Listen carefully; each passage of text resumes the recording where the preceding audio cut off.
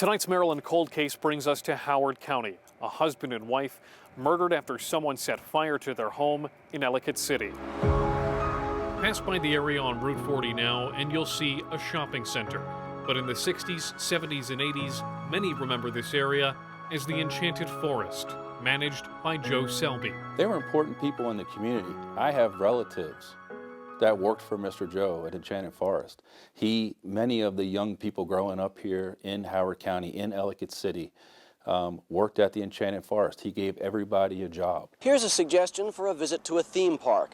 It's not one of those Jagunda ones owned by some conglomerate, so it's sort of low budget. But it's high quality, and best of all, it's close to home. Selby studied under Walt Disney to mold the beloved Ellicott City theme park. One night in March 1981, he and his wife Betty got off work and went to dinner at the Friendly Inn. They went home.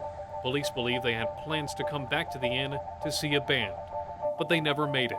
Police say it was arson, and they died inhaling smoke as they slept.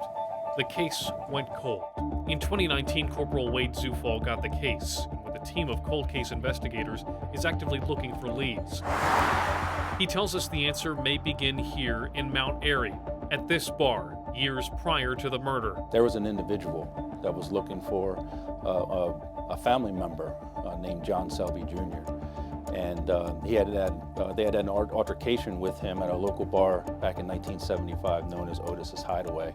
It's now known as Boulder in the western Howard County. John was Joe's nephew. Zufall says John was stabbed several times in that fight and was severely injured but survived.